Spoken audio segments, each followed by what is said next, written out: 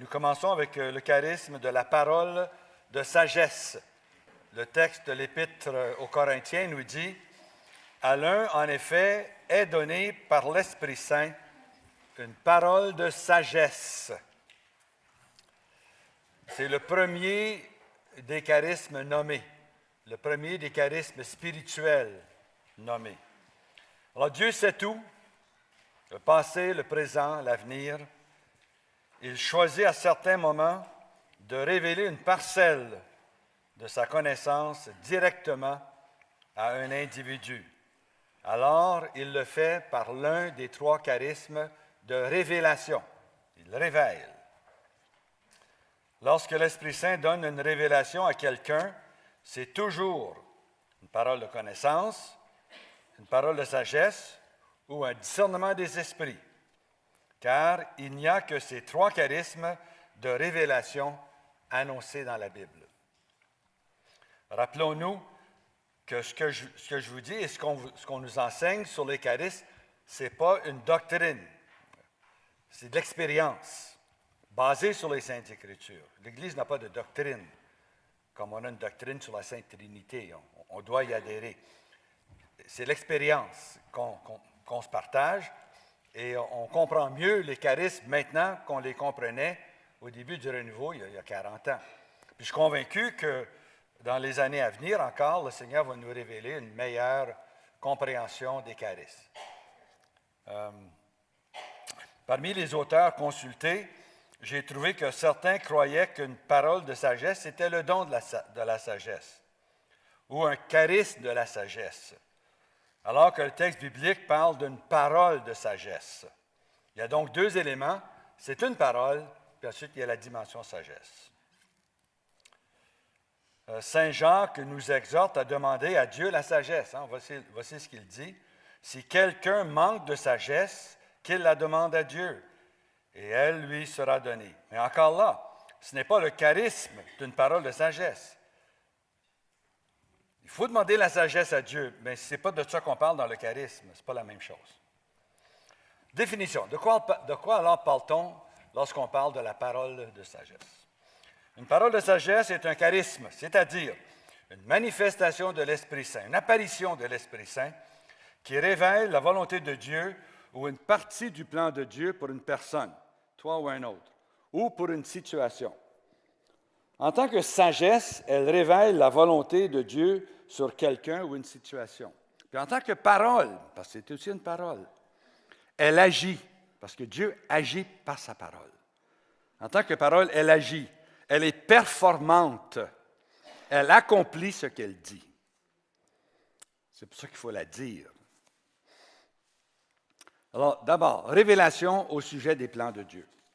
Une parole de sagesse révèle une partie du plan de Dieu pour une personne ou pour une situation. Jésus avait annoncé que quand il viendra, lui, l'Esprit de vérité, il vous annoncera l'avenir. Alors, c'est à travers une parole de sagesse que l'Esprit Saint annonce ses intentions pour l'avenir. Par une parole de connaissance, il annonce un fait à venir. Les plans de Dieu sont toujours remplis de sagesse. Ce qui a impressionné Kenneth Hagin, un des auteurs consultés, dans son expérience face à une parole de sagesse, c'est qu'elle concerne la volonté de Dieu face à l'avenir. Une parole de sagesse est une révélation surnaturelle manifestée par l'Esprit au sujet des buts et des plans dans la pensée et la volonté de Dieu. C'est justement parce qu'elle révèle les intentions de Dieu qu'elle est le meilleur don. Cette manifestation de l'Esprit Saint ne réside pas seulement en celui qui donne une parole de sagesse, mais aussi en celui qui le reçoit ou qui la reçoit. C'est une des raisons pour laquelle ce charisme se nomme parole de sagesse, car lorsqu'elle est dite, l'Esprit Saint inspire aussi l'auditeur à comprendre d'une façon surnaturelle afin de nourrir son esprit humain d'une façon que l'intelligence humaine laissée elle-même ne le pourrait pas. C'est donc une manifestation de l'Esprit aussi en celui qui l'entend. Deuxièmement, c'est une révélation sur l'action à prendre. Ça, c'est le père de Grandis qui insiste sur ce point-là. Il dit ceci. Dans dans le ministère de guérison intérieure, une parole de connaissance est souvent appelée un diagnostic spirituel, tandis qu'une parole de sagesse, c'est une prescription spirituelle. Qu'est-ce qu'on va faire avec ce qu'on vient de savoir par la parole de connaissance? Le Père de Grandis dit que nous recevons une parole de connaissance en posant la question suivante au Seigneur. C'est quoi le problème, Seigneur? Puis la réponse, c'est une parole de connaissance. Dans la guérison intérieure, nous ne traitons pas les symptômes, mais les causes, les racines du problème, qui sont souvent enfouies dans l'inconscient. C'est par une parole de connaissance que le Seigneur nous le révélera comme un diagnostic spirituel. Ayant la réponse, on obtient une parole de sagesse en demandant au Seigneur, « Que veux-tu que j'en fasse, Seigneur? » Maintenant, j'ai le problème. Qu'est-ce que je vais faire avec ça? C'est par une parole de sagesse qu'on va faire quoi? Qu'on va savoir quoi faire. Que veux-tu que j'en fasse, Seigneur? Ou, et maintenant quoi, Seigneur? Une parole de sagesse te donnera le traitement spirituel que prescrit le Seigneur, le médecin de nos âmes. Alors que nous travaillons pour le Seigneur, il travaille avec nous. Demande et tu recevras. Le Père Coughlin, lui, dit ceci. Une parole de sagesse, c'est une manifestation passagère de l'Esprit Saint qui révèle la sagesse de Dieu dans une situation particulière, la direction à prendre pour résoudre un problème. Le Père Coughlin a été frappé par le fait qu'une parole de sagesse est une manifestation passagère de l'Esprit Saint, comme tous les charismes d'ailleurs, pour révéler la sagesse de Dieu dans une situation particulière.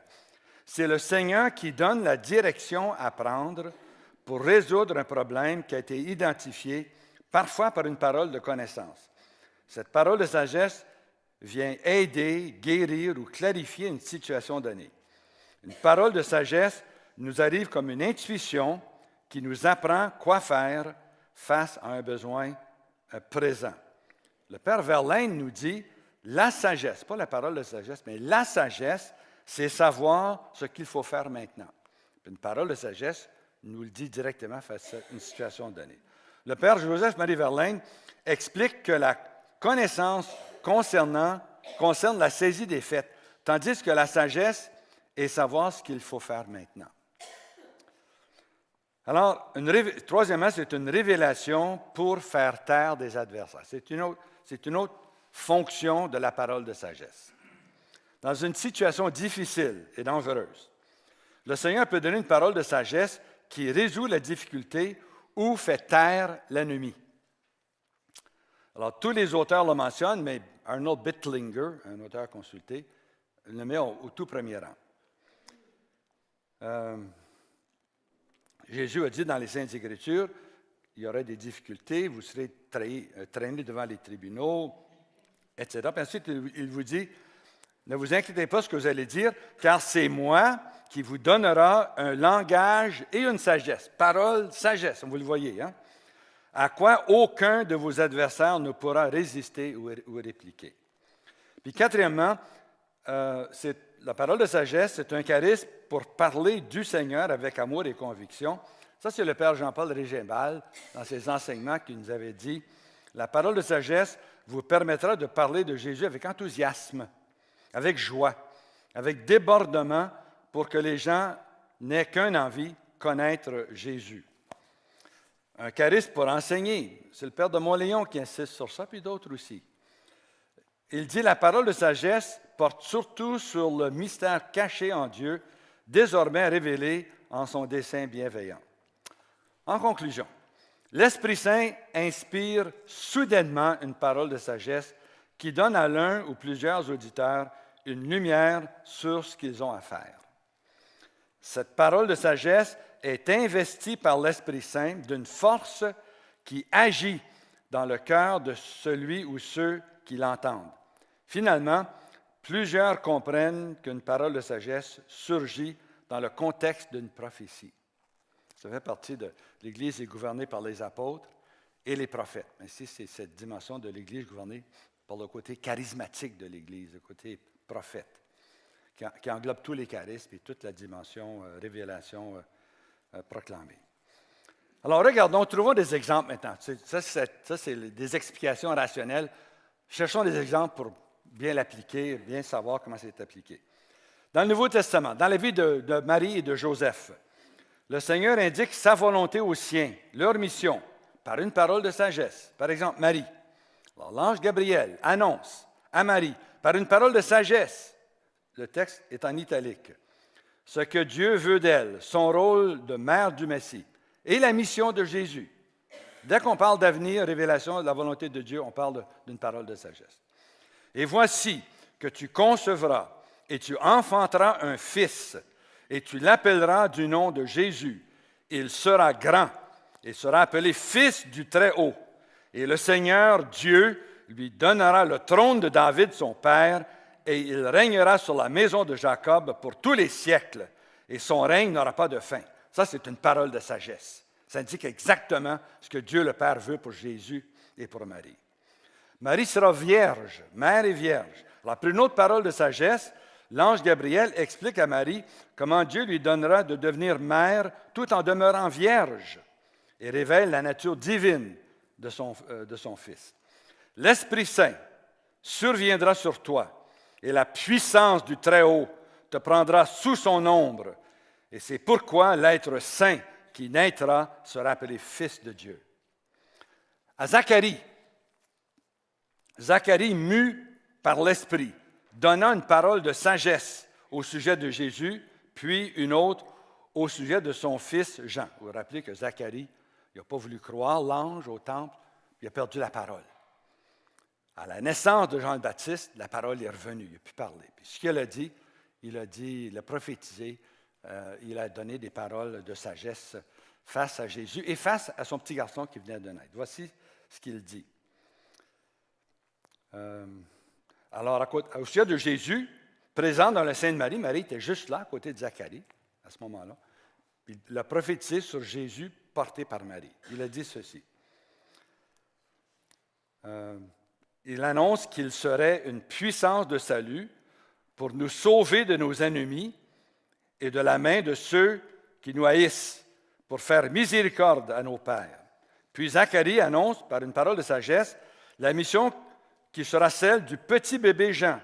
Et toi, enfant, tu seras appelé prophète du Très-Haut, car tu marcheras devant le Seigneur Jésus pour préparer ses chemins, pour donner à son peuple la connaissance du salut par la rémission de ses péchés.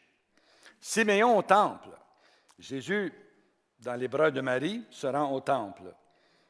Alors, sur lui reposait l'Esprit de Dieu. Avec l'enfant Jésus qu'il prend dans ses bras, il donne une parole de sagesse à son sujet, puis une autre parole de sagesse au sujet de Marie. Il dit ceci.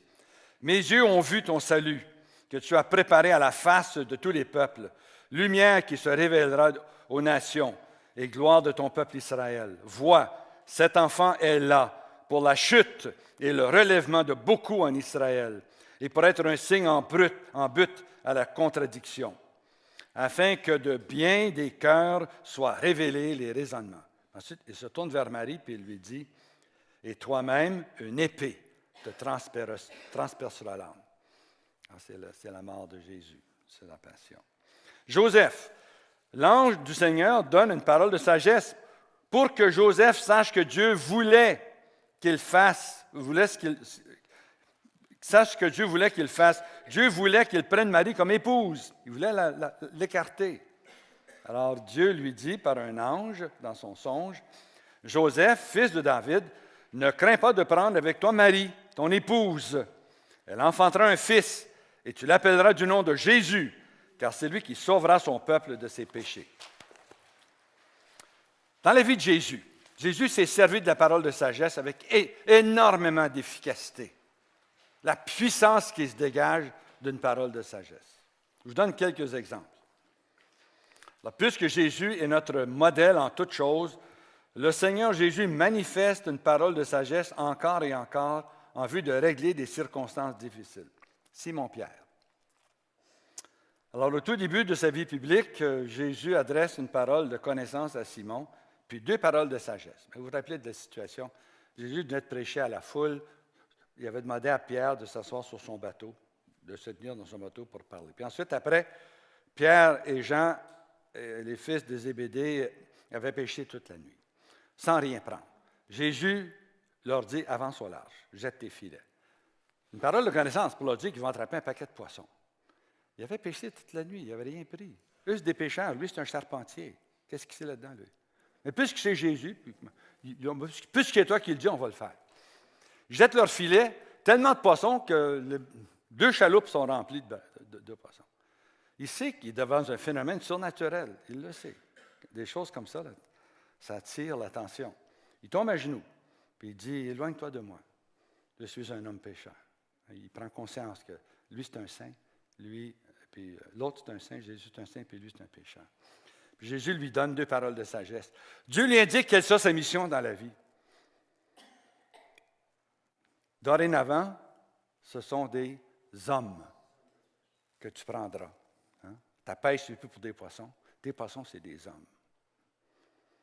Bon, la pêche miraculeuse que Pierre a faite, la plus grande, c'est après la Pentecôte. Avec un seul sermon, il y a eu 3000 conversions. Il y a des gens qui donnent 3000 sermons et même pas une conversion. Hein?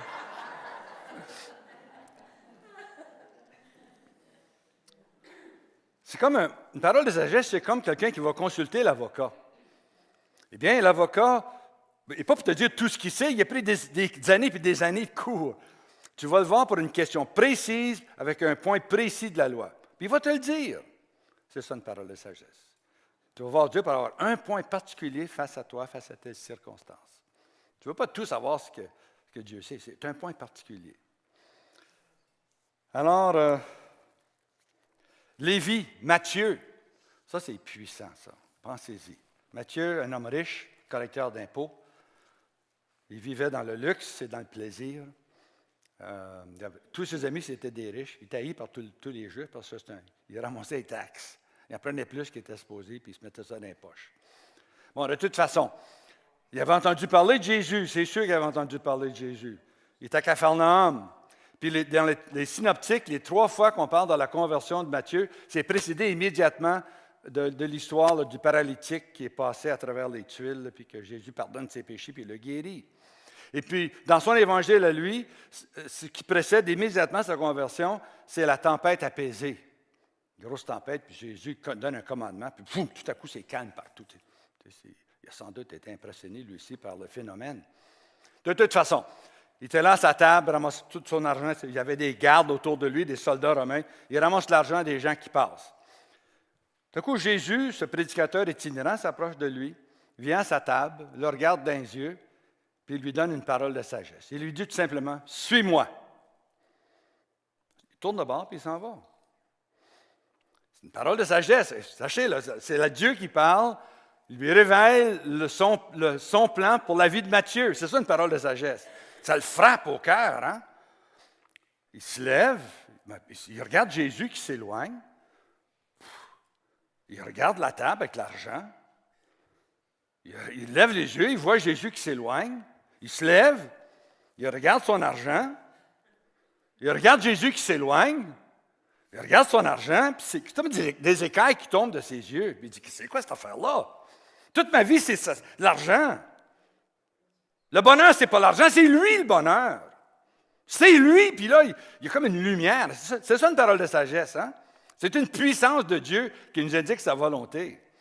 Puis là, il a tout laissé l'argent, il a tout laissé les soldats, il a couru après Jésus. Il est devenu un disciple, il est devenu un apôtre, il est devenu un évangéliste, il a écrit un évangile. Il est devenu un prédicateur dans l'Empire romain. Je pense qu'il est mort dans la région de la Babylone, dans la région de Chaldée. Puis il a servi le Seigneur, il a répandu son sang. Mais depuis ce temps-là, il est au ciel avec le Seigneur. Depuis 2000 ans, il règne avec le Seigneur au ciel. Suis-moi, dit Jésus. C'est une parole de sagesse. C'est ça une parole de sagesse. La mission de Jésus nous révèle sa mission par des paroles de sagesse. Il nous dit, Jésus déclare la volonté du Père pour sa mission. « Je ne suis pas venu appeler les justes, mais les pécheurs, car le Fils de l'homme est venu chercher et sauver ce qui était perdu. Venez à moi, vous tous, qui peinez et ployez sous le fardeau, et moi, je vous donnerai le repos. Prenez mon joug sur vous et recevez mes leçons, parce que je suis doux et humble de cœur, et vous trouverez du repos pour vos âmes, car mon joug est bénin et ma charge légère. C'est la mission de Jésus. Toutes des paroles de sagesse. Jésus annonce sa passion, sa mort et sa résurrection par une parole de sagesse qui indique la volonté de Dieu pour sa vie. Le Fils de l'homme est sur le point d'être livré aux mains des hommes et ils le tueront. Et le troisième jour, il se relèvera. Le seul être humain qui a vaincu la mort, qui est encore vivant aujourd'hui. Il a vaincu. La mort ne peut pas tenir Jésus. Puis il a promis de tous nous ressusciter au jour choisi. On va tous revenir à la vie. La mort n'a pas le dernier mot sur la race humaine. Jésus l'a prouvé par sa propre résurrection. Puis ensuite, il va nous ressusciter tous et chacun. Les enseignements de Jésus. Chacune des béatitudes, c'est une parole de sagesse. Le sermon sur la montagne comprend plusieurs paroles de sagesse. Le jeune homme riche, il avait beaucoup d'argent, vient voir Jésus. Que dois-je faire, maître, bon maître, pour avoir un héritage de la vie éternelle? Bien, obéir au commandement. J'ai fait ça depuis ma jeunesse. Une seule chose te manque. Parole de sagesse s'en vient. Jésus va lui révéler le secret de son cœur. C'est quoi l'obstacle entre le jeune homme riche et Dieu? Écarte ça, puis ta relation avec Dieu va être limpide et pure et forte. Tu as un obstacle dans ta vie. Va, vends tout ce que tu possèdes, donne l'argent aux pauvres et viens, suis-moi. Mais lui, il était tellement attaché au bien qu'il s'est éloigné, tout triste. La parole de sagesse était là, il y a eu l'appel d'apôtre, disciple de Jésus, il l'a mis de côté. Non, il était trop attaché à ses richesses. C'était vraiment son obstacle entre Dieu et lui. C'était son attachement à ses biens. Les pharisiens, pour démasquer leur hypocrisie, leur perversité, pour obliger les pharisiens à reconnaître la validité du pouvoir de taxation de l'État et surtout pour leur faire prendre conscience de leur devoir envers Dieu. Jésus se sert d'une parole de sagesse pour leur parler. Devons-nous, oui ou non, payer les impôts aux Romains? Hypocrite. Donnez-moi une pièce d'argent. De qui est l'effigie? De César. Mais rendez à César ce qui est à César. Mais rendez à Dieu ce qui est à Dieu. Ils ne savaient plus quoi dire. Ça, c'est une parole de sagesse. Ça fait taire les adversaires. Dans la vie des disciples de Jésus, le Seigneur guide l'apostolat des siens par une parole de sagesse. Prenons le cas de Philippe. Voici le texte, Acte 8, versets 26 à 29. L'ange du Seigneur parla à Philippe en disant, « Pars et va au midi, au sud, sur le chemin qui descend de Jérusalem à Gaza, il est désert. » Il partit et se mit en route. Justement, un Éthiopien s'en retournait de Jérusalem et assis sur son char, il lisait le prophète Isaïe. L'Esprit dit à Philippe, « Avance » et rejoint ce char. Si c'est des petites directives, Dieu voulait que Philippe rencontre l'Éthiopien. Dieu avait un plan pour l'Éthiopien. Cet Éthiopien, après sa conversion, à travers Philippe, il va se rendre en Éthiopie, puis l'Éthiopie va se convertir. C'est le premier pays qui est devenu chrétien, avant même l'Arménie. Tout le pays est devenu chrétien à cause de lui.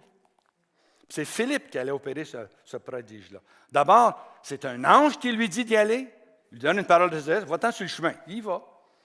Il obéit. C'est une petite chose. Quand c'est une petite chose, tu le fais tout de suite. Tu n'as pas besoin de beaucoup de raisonnement. Tu y vas. Puis ensuite, il attend. Tout à coup, il voit un chariot arriver avec un eunuque, un grand personnage de Candice, la reine d'Éthiopie. Alors, le chariot s'avance, l'Esprit Saint dans son cœur, probablement par un témoignage intérieur, parce qu'on est surtout guidé par des témoignages intérieurs. Puis là, l'Esprit Saint lui dit, suis le chariot. Puis là, il s'avance, puis il écoute le type, est en train de lire Isaïe 53, 54. Et puis, comprends-tu ce que tu lis? Il dit, comment je peux comprendre si personne ne me l'explique? Me l'explique. Lui, avant, embarque, là, puis il lui a parlé de Jésus. C'était le texte de la mort de Jésus, sa passion, comment il nous a tout sauvé par sa mort.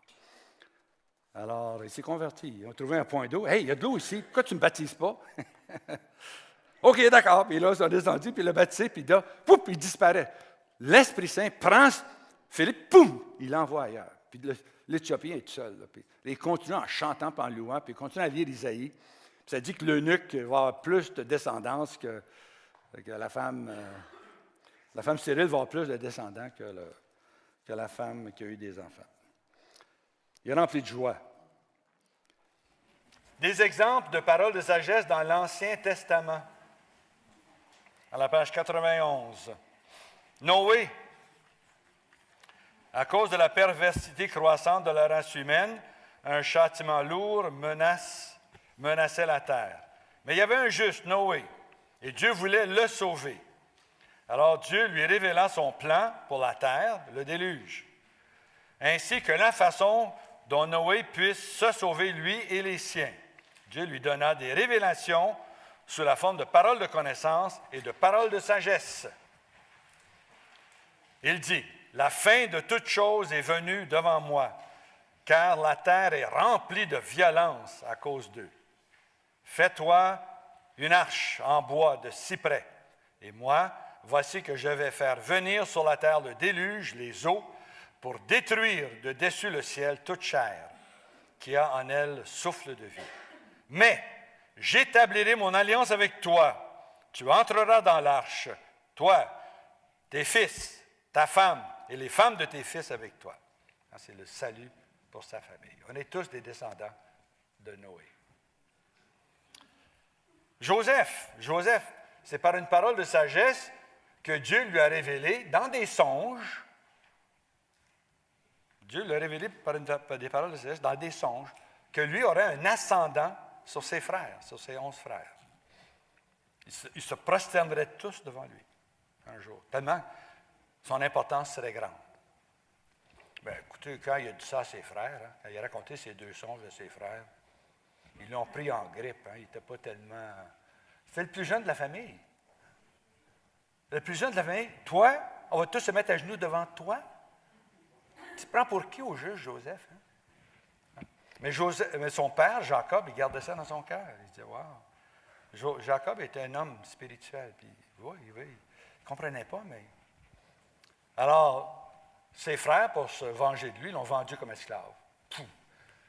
Puis il est parti en Égypte. Là, il a été acheté par Potiphar, devenu son esclave. Mais la femme de Potiphar voulait coucher avec lui. Il a refusé. Alors, il l'a dénoncé. Alors, Potiphar l'a envoyé en prison. Mais il avait été béni par la présence de Joseph. En prison, le chef des gardes, il voit, il est tellement habile, cet homme-là, puis tellement aimable, que tout le monde veut l'écouter.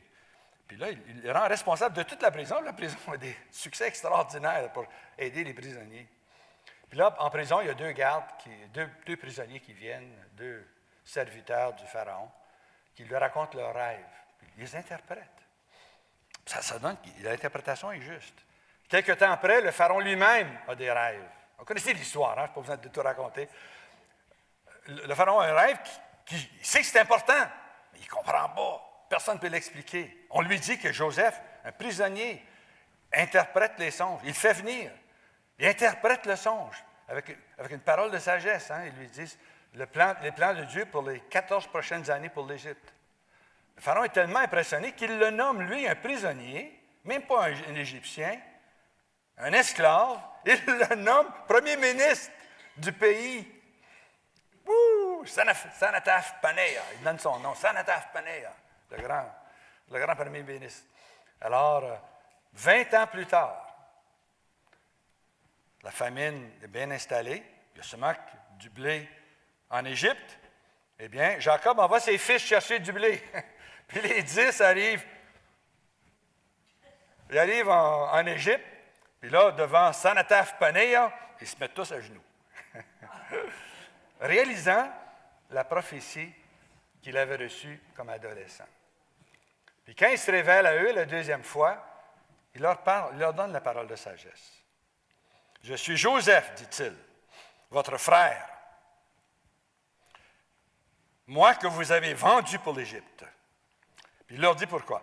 « Car c'est pour procurer la vie que Dieu m'a envoyé en avant de vous. » Parce que c'est une parole. C'est pour ça que Dieu l'avait envoyé. C'est ça le but de sa vie, sauver son peuple, en faire un grand peuple en Égypte. Le roi Ézéchias, parfois une parole de sagesse est conditionnelle. Elle ne se réalisera pas nécessairement. Dieu tient compte de la réaction humaine à une parole de sagesse. Alors le roi Ézéchias reçoit une visite du prophète Isaïe qui lui dit « Mets ta maison en ordre, ton temps est arrivé, tu vas mourir. Ta maladie là, est terminale. » Le prophète s'en va. Là, Ézéchias, le roi, ça avait été un bon roi, Ézéchias. Il se tourne vers le mur, puis il commence à pleurer. Il dit « Pourquoi tu as fait ça, Seigneur? Tu ne trouves pas que je suis un bon roi?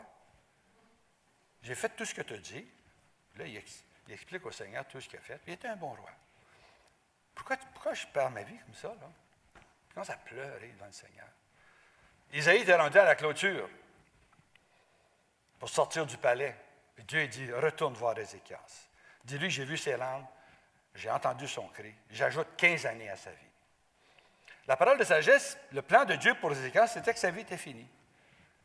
Mais à cause de la réaction d'Ézéchias, son enfant, eh bien, il a changé de vie. C'est la même chose pour Jonas avec la ville de Ninive. La sagesse pour Dieu, c'est que la perversité des gens de Ninive était si grande que c'était de mettre un terme à la ville de Ninive. Dieu a tant de patience, puis quand les péchés s'accumulent jusqu'à tel niveau, là, c'est fini. Dieu écarte cette race-là de la face de la terre pour donner leur territoire à quelqu'un d'autre. Bien, eux se sont convertis à la prédication de Jonas. Alors, Dieu s'est repenti de vouloir les détruire, puis il a laissé vivre encore un siècle ou deux, je pense. Alors, l'utilité de la parole de sagesse. Regardons ça ensemble. L'impact d'une parole de sagesse sur quelqu'un peut être considérable, provoquant un changement important dans sa vie. Certains disent que la parole de sagesse est le meilleur de tous les charismes. D'une façon en abstracto, là. Oui, c'est vrai. Mais en fait, le meilleur charisme, c'est celui que tu as besoin à tel ou tel moment, je crois. Hein? Alors, Dieu seul connaît les cœurs. Il sait quoi dire et quand. Lui seul a la clé d'accès au cœur humain. L'Esprit Saint peut te donner une parole de sagesse pour quelqu'un à l'occasion d'une question qu'il te pose ou à un autre moment. Tu ne sais pas l'impact que cette parole aura dans sa vie. Tu ne sais pas qu'elle peut changer sa vie. Tu la reçois, tu la dis et tu t'en vas. C'est une parole de sagesse, c'est un charisme, c'est une manifestation de l'Esprit pour le bien de l'autre. Ce charisme est particulièrement utile dans le ministère de guérison et de guérison intérieure. Il nous aide à éviter des dangers, à parler correctement et exactement face à une situation difficile.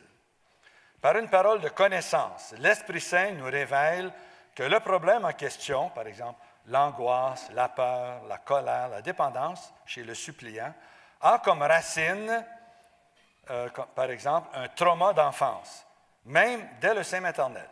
Mais que faire maintenant? Alors, l'heure est arrivée de demander une parole de sagesse au Seigneur. À la question, « Seigneur, comment veux-tu apporter la guérison à cette personne? » Mais souvent, le Seigneur t'indiquera qu'une prière de pardon est le prochain pas.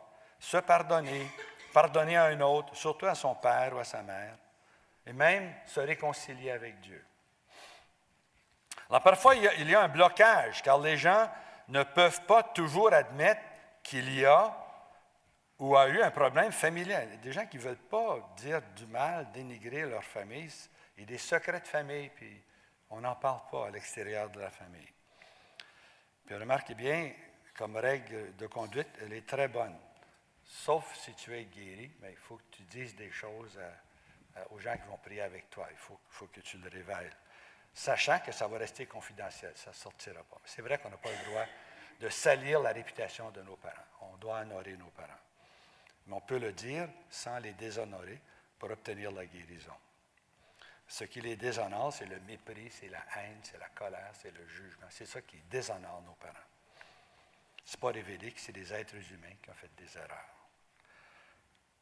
Alors, l'heure n'est pas arrivée, mais si la personne n'est pas prête à parler, mais l'heure n'est pas arrivée pour passer au ministère. Il faut respecter là où se trouve la personne et ce qu'elle dit, et ce qu'elle ne veut pas dire, il faut le respecter. C'est sa vie.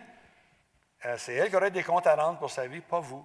Alors, on doit toujours, comme Jésus, respecter parfaitement et complètement la personne qui est devant vous. Alors, le Seigneur nous la révélera par une parole de sagesse. Alors, il ne faut pas dire ou insister sur la parole de connaissance, mais il faut simplement bénir la personne. Ainsi, nous respectons la personne et nous ne violons pas sa vie privée. Il faut être très délicat dans le ministère de guérison intérieure. Mais si la personne accepte que l'on prie, par exemple, pour son alcoolisme, on le fera. Tous, nous allons faire des erreurs et il y aura des abus. Mais il faut essayer de les minimiser autant que possible. Donc, avant de révéler une parole de connaissance, il faut demander au Seigneur quoi faire et il te répondra par une parole de sagesse. Une parole de connaissance qui te dit, c'est ça le problème, trauma dans la famille, dans son enfance. Puis, OK, Seigneur, qu'est-ce que tu veux que je fasse avec ça? Il ne te dit rien. Il ne te donne pas une parole de sagesse. Il te dit peut-être de te taire. Ce n'est pas le temps d'en parler. Tu veux l'aborder discrètement, poser une question. Si tu reçois un non-recevoir, mais tu laisses tomber. Tu ne poursuis pas. Tu sais le problème, mais tu ne peux pas y donner de suite parce que le Seigneur ne t'a pas dit d'aller de l'avant avec une parole de sagesse. Ça va? Vous comprenez? Mais s'il vous dit quoi faire, passe au pardon, bien là, vous le faites. Vous procédez. Puis le Seigneur connaît toujours le meilleur chemin pour atteindre ses objectifs dans la vie de quelqu'un. Souvent, selon le père Peter Coughlin, ce don s'exerce durant le sacrement de réconciliation. Moi, je me souviens des prêtres qui ont dit des paroles de sagesse. Ils m'ont bien aidé. Donnant clarté, direction, montrant comment agir ou réagir. Puis je suis convaincu que les prêtres ne savaient pas qu'ils me donnaient une parole de sagesse. Ils ne le savaient pas. La plupart des prêtres ne sont pas conscients des paroles qui sortent de leur bouche. Ce sont des serviteurs de Dieu puissants. Et quand ils sont dociles, quand ils sont ouverts à faire le bien, Dieu peut passer par eux d'une façon extraordinairement forte. Alors, cette manifestation de l'Esprit Saint ne réside pas seulement en celui qui donne une parole de sagesse, mais aussi en celui qui la reçoit. C'est une des raisons pour laquelle ce charisme se nomme parole de sagesse. Car lorsqu'elle est dite, l'Esprit Saint inspire aussi l'auditeur à comprendre d'une façon surnaturelle afin de nourrir son esprit humain d'une façon que l'intelligence humaine laissée elle-même ne le pourrait pas.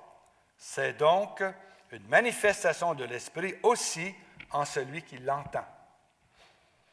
Alors, comment l'Esprit Saint donne-t-il des paroles de sagesse? Alors, l'Esprit Saint livre une parole de sagesse de différentes façons.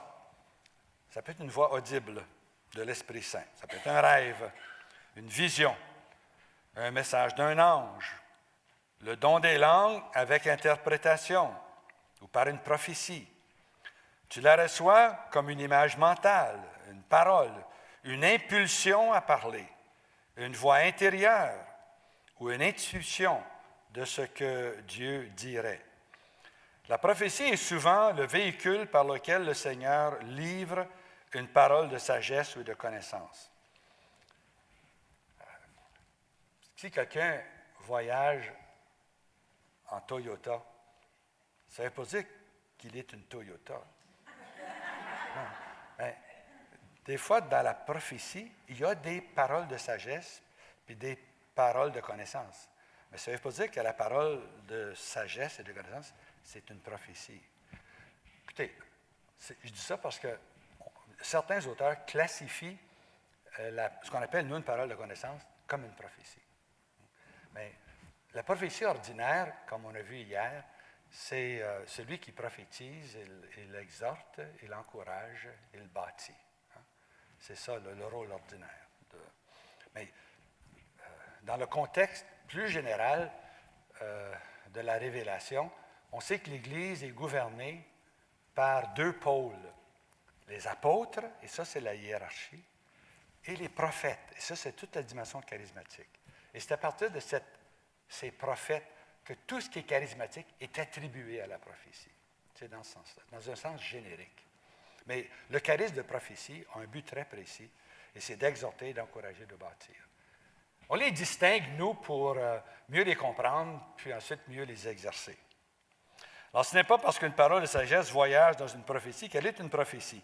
Les charismes se manifestent souvent ensemble. C'est l'Esprit qui passe. Nous les distinguons pour mieux les comprendre, les reconnaître et y céder. Si l'Esprit décide de passer par toi. Le simple don de prophétie ne semble pas inclure la révélation de faits inconnus. Celui qui prophétise parle aux hommes, il édifie, il exhorte, il console. Mais l'Écriture dit aussi ceci, puis on trouve ça dans l'Épître aux Romains, chapitre 14, verset 24-25. Écoutez ça, parce que ça porte un peu à confusion si on ne comprend pas ce qui se passe. Mais si tous prophétisent et qu'il entre un non-croyant ou un non-initié, le voilà repris par tous, jugé par tous.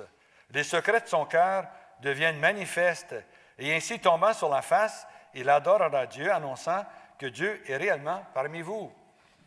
C'est un phénomène qu'on a tellement vécu souvent dans le renouveau charismatique. Des gens prophétisent, puis dans leur prophétie, il y a des paroles de science, il y a des paroles de sagesse, il y a des discernements des esprits, il y a des paroles qui interpellent directement la personne. Et puis les gens qui ne sont pas initiés, qui n'ont jamais connu ça, ils sont estomaqués. Comment ça fait qu'il sait ça, lui? Est-ce que quelqu'un t'a parlé? On sait, les gens, la personne qui le dit n'a aucune idée de l'impact de sa parole sur le nouveau venu, parce qu'on ne le connaît pas. Mais lui, il écoute ces paroles-là, mais il dit, qui t'a dit ça? Hein? C'est exactement ça son problème. Mais il dit, quoi? Qu'est-ce que j'ai dit? Lui, il a parlé au nom du Seigneur, c'est sorti, il était docile à l'Esprit Saint, puis c'est sorti. L'Esprit Saint savait exactement ce qu'il disait, mais lui, il ne savait pas. Mais celui qui l'a entendu, lui, il savait ce que ça voulait dire, parce que c'était pour lui. Hein? Puis, boum, c'est quoi cette affaire-là? Qui t'a dit ça? Tu sais? Non. C'est que le Seigneur voulait interpeller cette personne-là, puis il a profité de ta docilité pour que cette personne-là ait une lumière, se convertisse, sache que Dieu est présent. Dieu est venu ici, Dieu est ici, puis Dieu veut te bénir. Dieu veut que tu reviennes à lui. Puis Dieu te donne une lumière avec la force de te sortir de ta merde. Mets ta confiance dans le Seigneur. C'est un peu ça qui se passe. Encore, je vous dis, tout ce que je vous explique, ce n'est pas de la doctrine, ce n'est pas des dogmes, c'est une expérience, c'est une sagesse qu'on a prise dans le renouveau charismatique. Le Père Pireux décrit son expérience. Pour moi, je commence à parler suite à une impulsion intérieure et je m'émerveille d'y reconnaître une parole de sagesse. Cette parole peut venir comme une prophétie ou à l'intérieur d'une prophétie ou d'un enseignement ou une exhortation. Ce charisme surgit au moment où j'en ai besoin et au moment où je me tourne vers le Seigneur, tel que l'Écriture le déclare. C'est moi qui vous donnerai un langage et une sagesse à quoi aucun de vos adversaires ne pourra résister ou répliquer, a dit Jésus en Luc 21. Alors, comment grandir dans l'usage de la parole de sagesse? Le premier charisme nommé en Corinthiens, dans les charismes dits spirituels de l'Esprit Saint. Alors, un regard amoureux pour Dieu, une foi simple, une volonté d'obéir au Seigneur, te dispose à recevoir une parole de sagesse. Disposition utile pour le recevoir, bien, une vie de prière contemplative, une prière dans le silence, où tu regardes Dieu, tu te laisses regarder, tu l'adores. Tu as tes yeux sur lui, dans le silence. Parce que les prophéties, les paroles de connaissance, les charismes surgissent dans un être où l'intelligence est au repos. C'est pour ça qu'un des meilleurs véhicules pour provoquer ou pour recevoir les charismes, c'est après la prière en langue, où ton intelligence est au repos, parce que, comme on va voir tantôt, la prière en langue n'est pas une prière de l'intelligence, c'est une prière du cœur. Et puis là, comme tu te vides ta tête, parce que le cerveau est toujours en marche. Hein? Quand tu chantes en langue, bien, tout à coup, ton cerveau se repose un peu. Et puis pendant que ton service, tu te reposes, bien là, ça permet à l'Esprit Saint de passer plus facilement parce qu'il y a un ouvrage, il y a un passage qui s'est fait. Tu es moins actif en haut. Et il y a moins de bruit dans la cabane. Hein? C'est ça. Alors l'Esprit Saint peut faire entendre sa voix plus facilement. Alors, une prière contemplative, la prière de simplicité, du simple regard, du silence attentif devant Dieu, t'habituera à écouter et à entendre Dieu comme un enfant. Deuxièmement, une foi habituelle que Dieu veut te guider.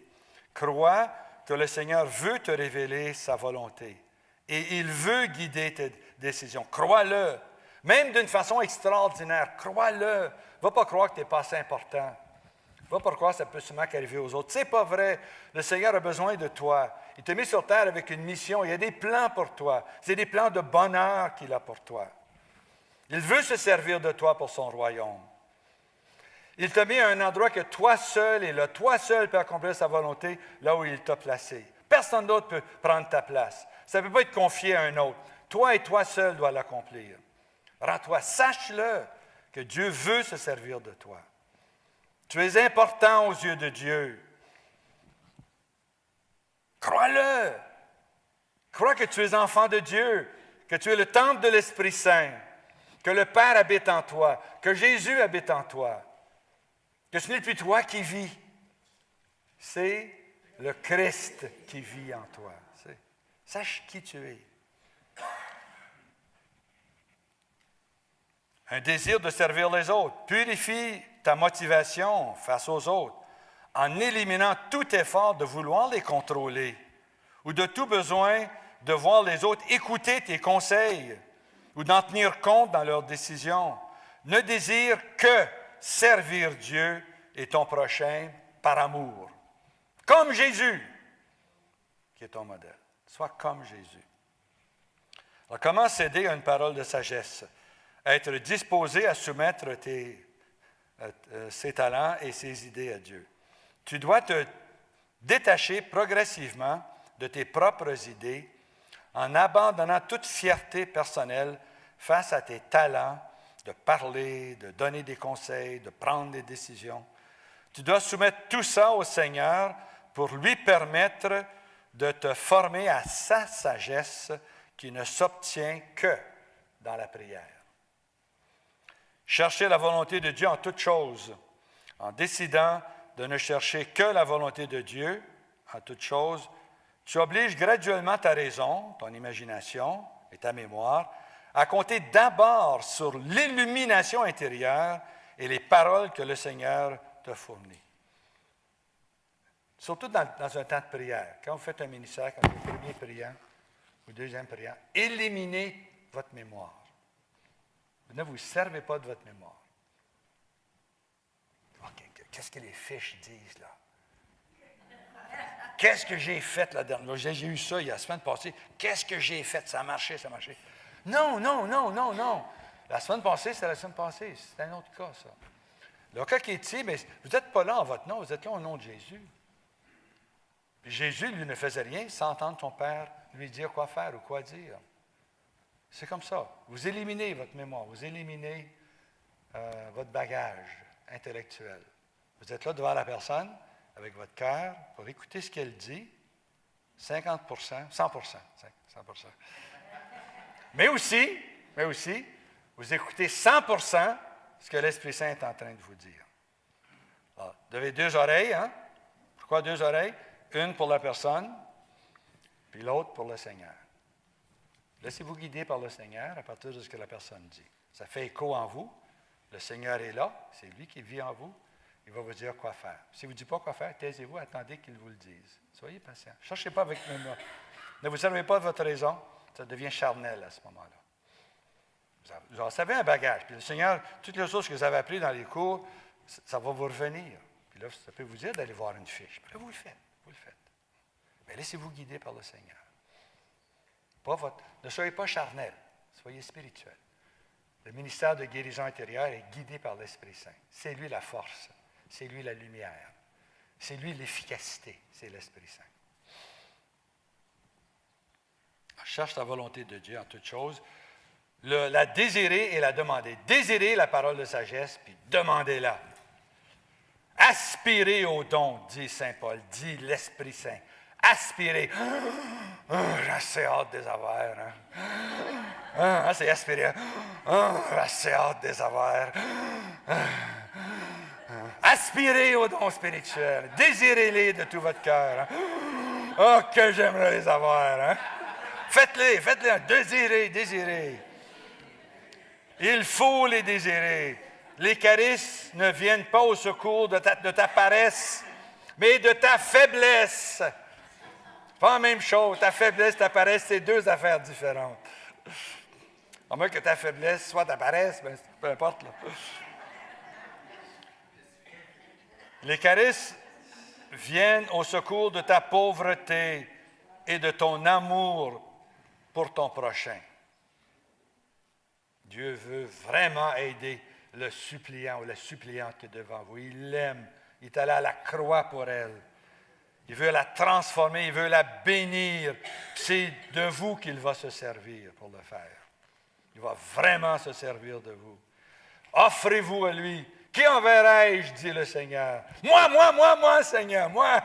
Offrez-vous au Seigneur. Moi, Seigneur, moi. Envoie-moi, Seigneur. Comment grandir dans l'exercice de ce don? Fais tout l'apostolat que le Seigneur te demande en ne comptant que sur sa grâce. Ne mets pas de limite à ce que le Seigneur fera dans son peuple. Mets ta confiance dans la sagesse divine et refuse le retour aux anciennes façons charnelles de résoudre les problèmes humains.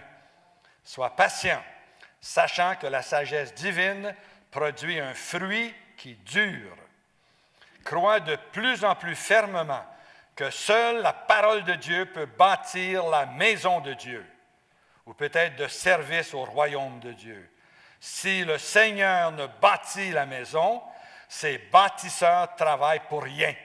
Si le Seigneur ne garde la ville, la garde veille pour rien. C'est l'Église de Dieu, ce n'est pas la vôtre. Dirigez-la avec Dieu. Laissez Dieu vous guider. Et quelles sont les conséquences personnelles de recevoir le don de sagesse? La parole de sagesse, plutôt. Ta foi et ta capacité de suivre les indications du Seigneur augmenteront considérablement.